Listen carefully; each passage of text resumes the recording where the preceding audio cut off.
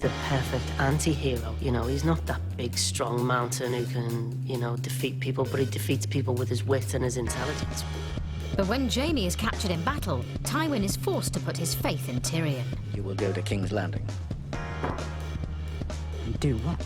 Well, As Tyrion sets off for King's Landing across the narrow sea, Season 1 ends in triumph for Daenerys Targaryen, but not before she suffers tragedy. She has a short period of being happy, and then Khal Drogo dies. For all your days. They were not given to me to say. Well, the dragons in themselves are hugely symbolic because they represent power as much as anything else. Centuries back, her Targaryen ancestors conquered Westeros because they controlled the dragons who once lived there. The beasts are long extinct, but all that is about to change. Season 1 ends with the sight of Daenerys emerging from a fire unscathed with her dragons hatched. These creatures are extraordinary creatures, the likes of which have not been seen in hundreds of years. it's almost like a rebirth, but she's no longer Daenerys Stormborn, she's Mother of Dragons, literally. As the dragons are born, she comes more and more to her own until the power becomes innate to her. It's about a new era.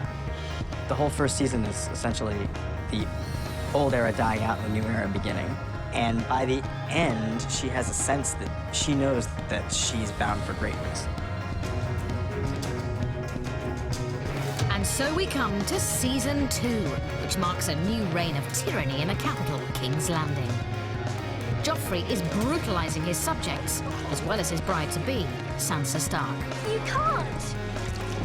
What did you say? Joffrey is a miserable kid with absolute power. Take him away. I'll have him killed tomorrow, the fool. He's a bully, and we don't like bullies. Killing you would send your brother a message. Sansa has learned some painful lessons along the way. The chivalrous knights and the gallant princes that she dreamed of. She got a gallant prince, and he turned out to be Joffrey. Leave her face. I like her pretty. She's a prisoner in the worst place imaginable, enduring all kinds of psychological and sometimes physical abuse from these captors. All our lives are in danger.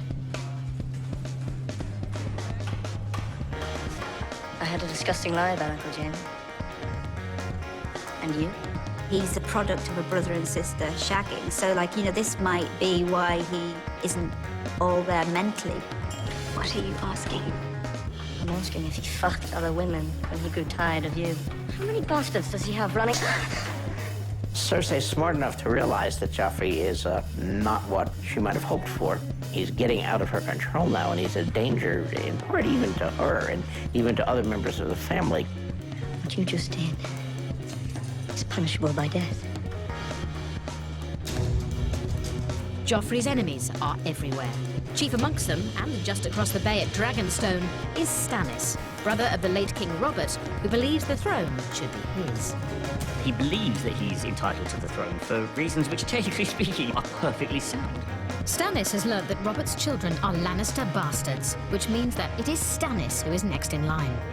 So Stannis Baratheon, who knows that King Joffrey is a product of incest, decides to send ravens out to all the corners of the Seven Kingdoms, letting them know the Lannister secret. With his eye on the prize, Stannis enlists a Red Priestess to help him win power.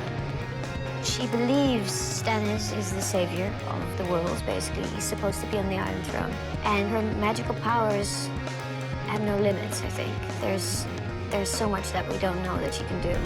However, Stannis isn't the only one after the throne. His younger brother Renly also believes he has a claim, and so war is inevitable. Whose banner is that? My own.